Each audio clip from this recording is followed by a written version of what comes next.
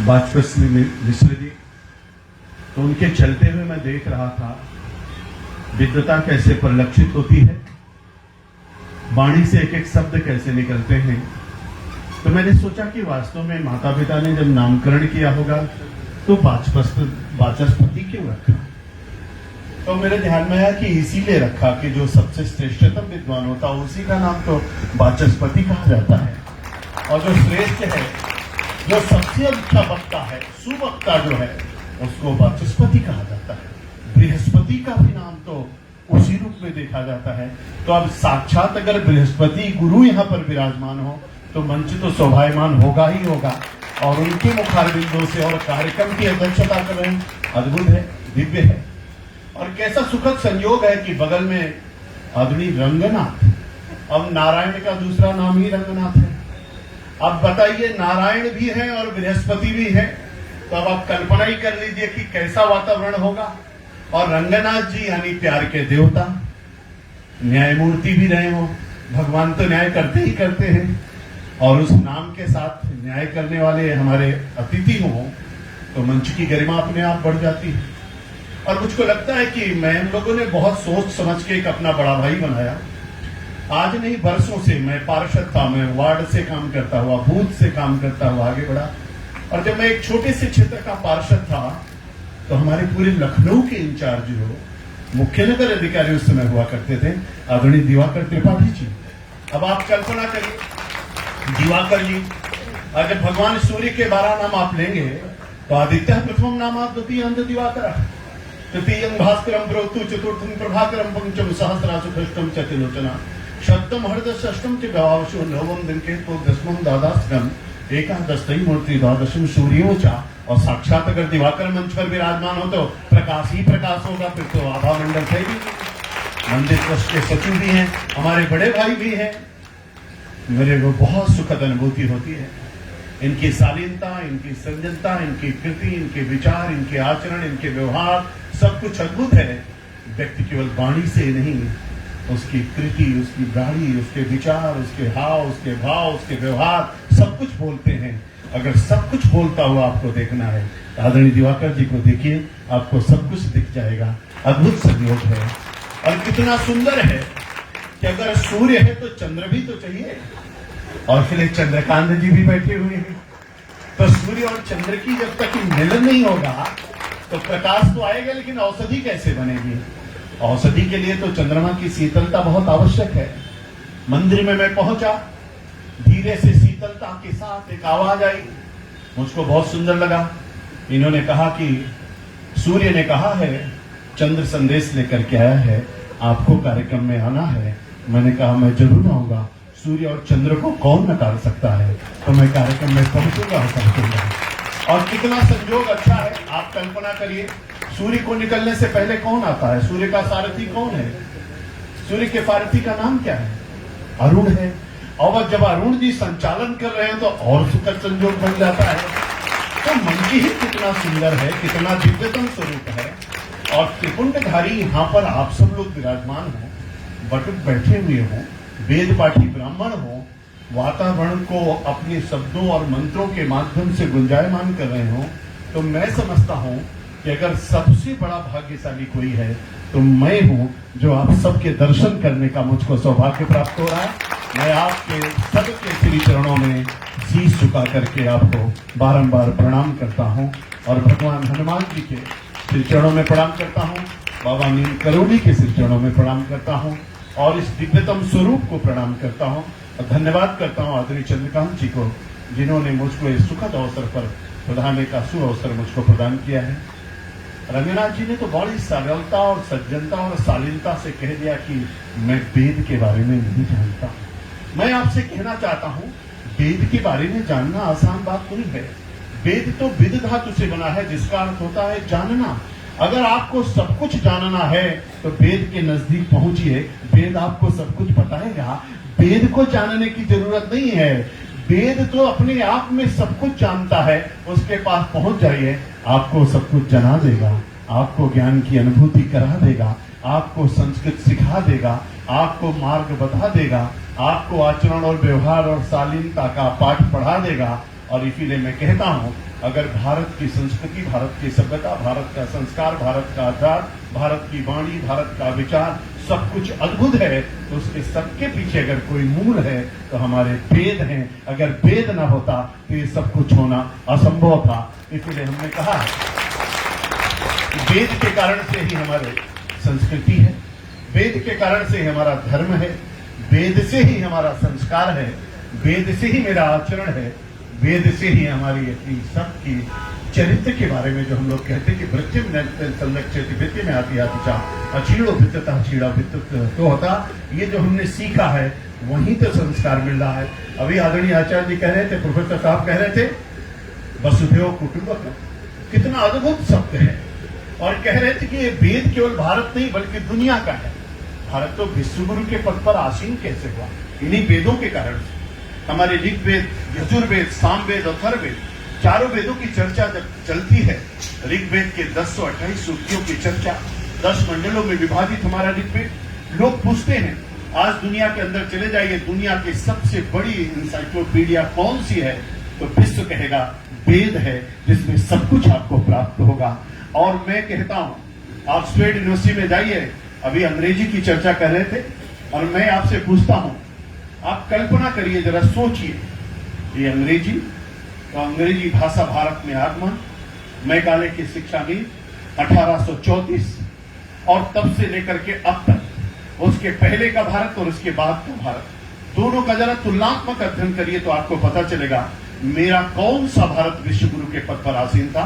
3री शताब्दी के पहले का भारत कि 3री शताब्दी के बाद का भारत, 19वीं शताब्दी के पहले के भारत और 7वीं 6वीं शताब्दी के बीच के भारत का वह भाग, 712 में दाहिर का आक्रमण, दाहिर के ऊपर आक्रमण मोहम्मद बिन कासिम का, 1191 का तराइन का युद्ध, 1192 का तराइन का द्वितीय युद्ध, वहां से चलता हुआ भारत, पददलित होता हुआ भारत, मेरा भारत सोने का चिड़िया था, विश्वगुरु के पद पर आसीन था। वो कौन सा भारत था?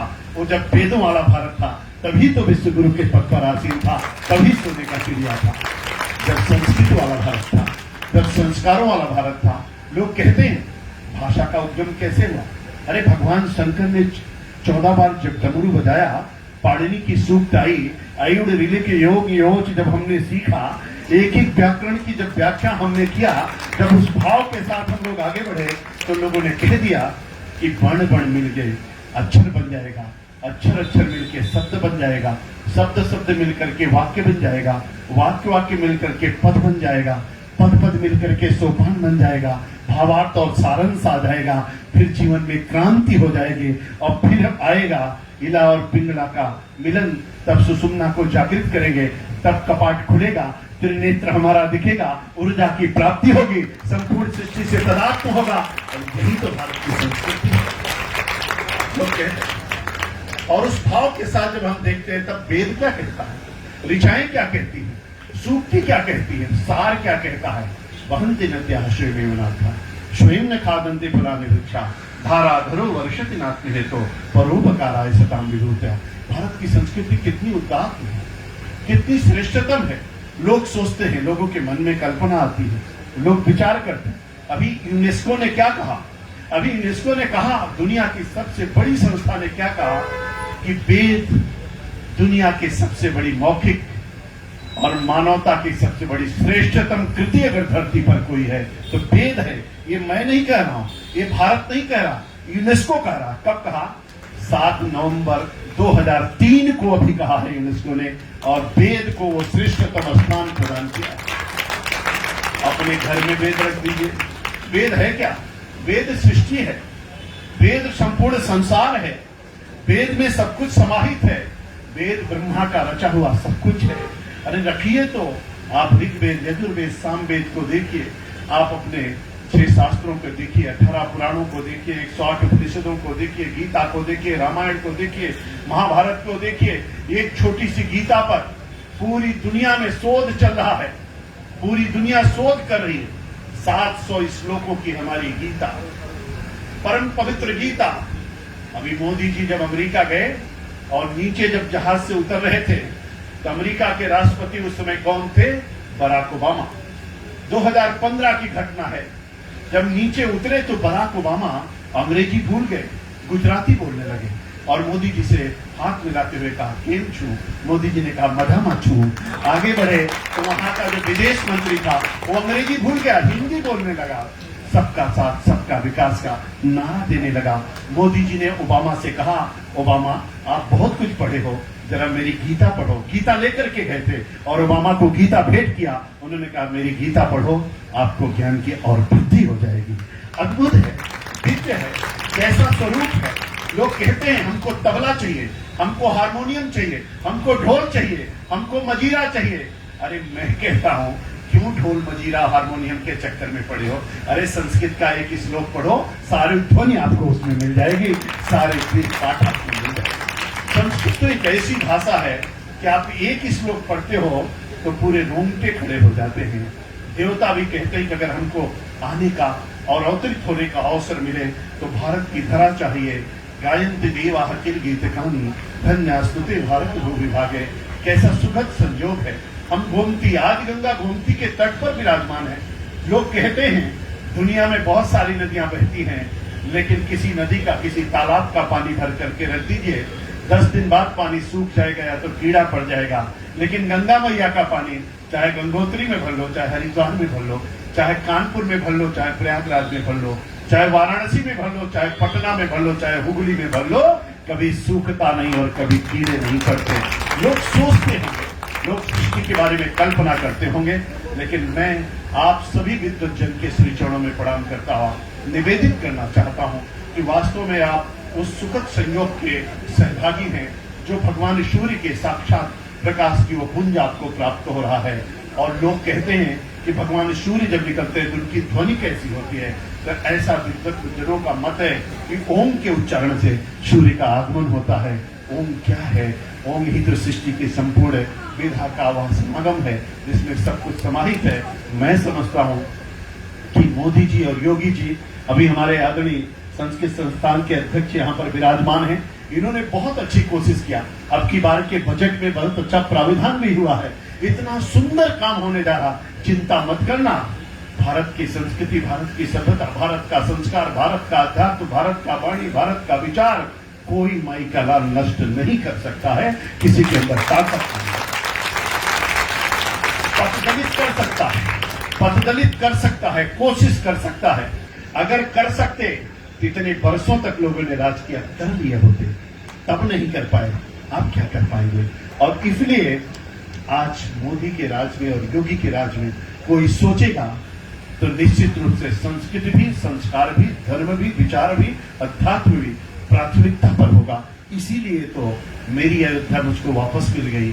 जो अयोध्या चली गई थी, अयोध्या की जगह पे फैजाबाद हो गया था, आज हमको अयोध्या वापस मिल गई। ऋग्वेद में ढूंढो, आप लोग तो वेद पाठी हो, ऋग्वेद में पूछो, ढूंढो, गूगल से पूछो, ऋग्वेद, यजुर्वेद, सामवेद, अथर्ववेद, गीता, रामायण, महाभारत में पूछो, क्या आपको कहीं इलाहाबाद मिलेगा? आपको प्रयागराज हर जगह मिलेगा, इलाहाबाद कहीं नहीं मिलेगा। आप ढूंढो, आपको कहीं अयोध्या मिलेगा, आपको कहीं फैजाबाद मिलेगा? नहीं मिलेगा, अयोध्या मिलेगा। तो मेरी अयोध्या मुझको मिल गई और मेरा प्रयागराज मुझको मिल गया। लोग कहते थे कि जब कुंभ में स्नान होता था तो कुंभ के स्नान के समय देवता लोग पुष्प वर्षा करते थे। आप लोग सोचते थे क्या वास्तव में करते थे?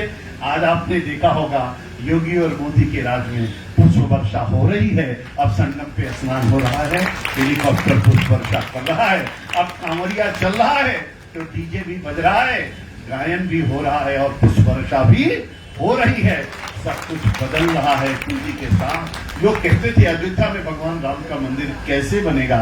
आप चिंता मत करो, आपकी मंत्र में बहुत ताकत है, आपके वेद में बहुत ताकत है, आपकी चीजों में बहुत ताकत है। आपका एक मंत्र उच्चारण करेंगे, दुनिया कहां से कहां चली जाएगी। अरे मंत्रों की शक्ति को पहचानने की आवश्यकता है। वो तरंगे जो बनती है, वो जो वेव्स निकलती है, शब्द कभी नष्ट नहीं होता। शब्द तो ब्रह्म है और ब्रह्म कभी कहीं जाता नहीं है। उस तेज पुंज के कारण से ही सब कुछ सुगम होता जा रहा है। लोगों ने कहा कैसे बनेगा? भगवान ने कहा आप लोग कहते हो कि अयोध्या आ जाइए, श्री राम जी आते तो नहीं, कृपा करते नहीं। उन्होंने कहा कैसे कृपा करूं? मेरी अयोध्या अब है नहीं, जिस अयोध्या में मैं था वहां पर फैजाबाद हो गया।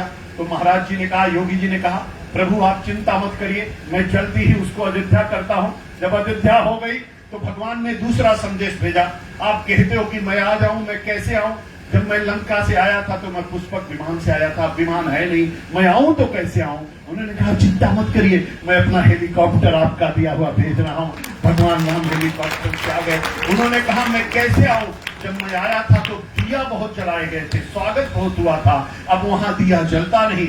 योगी जी ने कहा कोई बात नहीं प्रभु, आपने सब कुछ दिया है। उन्होंने वर्ल्ड रिकॉर्ड बना दिया, इतने दिए जला दिए कि कल्पना नहीं कर सकते। जब दिया जल गया, हेलीकॉप्टर तैयार हो गया, अयोध्या बन गई, तो भगवान श्री राम ने प्रेरणा दिया और न्याय विभाग ने, उच्च सर्वोच्च न्यायालय ने अपना न्याय सुना दिया और रास्ता साफ हो गया। मोदी जी आ गए, 5 अगस्त को वहां पर शिलान्यास हो गया और भगवान का भक्त श्री राम का मंदिर बनना भी प्रारंभ हो गया। देखते रहिए, समझते रहिए, सोचते रहिए, कोई नहीं दुनिया में ताकत है। इसलिए आपकी मंत्र में, आपके वेद में, आपकी ऋचाओं में, आपकी सूक्तियों में, आपके श्रुति में, आपके पाठ में, आपकी संस्कृति में, आपके संस्कार में, आपके धर्म में, आपके आचरण में, आपके व्यवहार में, आपके टीका में, आपके जनेऊ में बहुत ताकत है, बहुत ताकत है। कोई रोक नहीं सकता। एक एक चीज, एक अगर ब्राह्मण, एक वेद पाठी ब्राह्मण, एक कोई व्यक्ति, एक कार्यक्रम, कोई भी अगर टीका लगा के खड़ा हो जाता है, त्रिपुंड लगा के खड़ा हो जाता है, तो सामने वाले की ताकत आधी हो जाती है। वो आपके साथ आंख से आंख मिला के देख नहीं सकता, इतनी ताकत है। आप अपने टीका को पहचानिए, अपने त्रिपुंड को पहचानिए, अपनी शक्ति को पहचानिए, अपने ललाट को देखिए, अपने तेज को देखिए, अपनी ऊर्जा को जागृत करिए, अपनी कुंडलियों को जगाइए, अपने उस भाव की ओर चलिए। ईश्वर क्या है? यही स्वर ही तो ईश्वर है। जिस दिन स्वर बंद हो जाता है, ईश्वर चला जाता है, मृतपाय चीजें हो जाती हैं। इसलिए अद्भुत है, सुखद संयोग है, मैं भाग्यशाली हूँ। एक बार पुनः आप सबके श्री चरणों में शीश झुका करके प्रणाम करता हूँ, निवेदन करता हूँ, कभी इस मार्ग को छोड़ने की जरूरत नहीं है। हम सब लोग मिल करके साथ चलेंगे, आगे बढ़ेंगे। Man is born naked as stationless. दुनिया में कोई पैदा हुआ नंगे पैदा हुआ, बिना किसी पद के पैदा हुआ, लेकिन भगवान तुलसी ने रामचरितमानस में कहा कि कर्म प्रधान विश्व करी रखा, जो जश करे तो तस फल चाखा। फिर भगवान तुलसी को लगा कुछ छूट रहा है, तो उन्होंने दूसरी चौपाई कही। उन्होंने कहा वही है सो जो राम रचिरा का, को करितर का बढ़ा वैसा का। भगवान तुलसी को लगा कुछ और छूट रहा है, तो उन्होंने तीसरी चौपाई कही। उन्होंने कहा करही कराओ भंजे सोई, उमा राम गति लखा न कोई। तीनों चौपाइयों के पीछे 3 भाव था। अभिवादन शीलच नृत्य मृत्यु अभिषेविना चतुहरित विद्या यशोबल। इस भाव के साथ हम लोग चलेंगे, अच्छे से कर्म और साधना के साथ जिएंगे, संस्कारों और संस्कृति के साथ हम आगे बढ़ेंगे। और जैसा कि रामचरितमानस में भगवान तुलसी ने कहा कि प्रातः काल उठ के रघुनाथा मातु पिता ही गुरु नाम महिमाता, उस भाव के साथ जिएंगे, निश्चित रूप से सभी सफलताएं हमको प्राप्त होंगी और भारत फिर से विश्व गुरु के पद पर आसीन होगा और दुनिया में आपका डंका बजेगा, कोई रोक नहीं सकता है। यही संस्कृति एक बार फिर से पूरी दुनिया को सिखाएगी, जिसने सब कुछ दिया है वही देगी। आज के अवसर पर आयोजक मंडल को मैं एक बार पुनः बधाई देना चाहता हूँ, आप सबका अभिनंदन करता हूँ और आदरणीय दिवाकर जी हमारे बड़े भाई हैं, उनसे कहना चाहता हूँ जब कभी भी कोई जरूरत हो, आपका यह छोटा भाई तैयार है। हम लोग भी इसमें मिलजुल करके साथ में चलेंगे। बहुत बहुत धन्यवाद, आप सबको प्रणाम, बहुत बहुत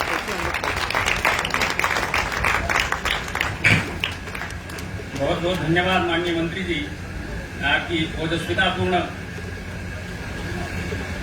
भाषण से हम आप्लावित हुए हैं। और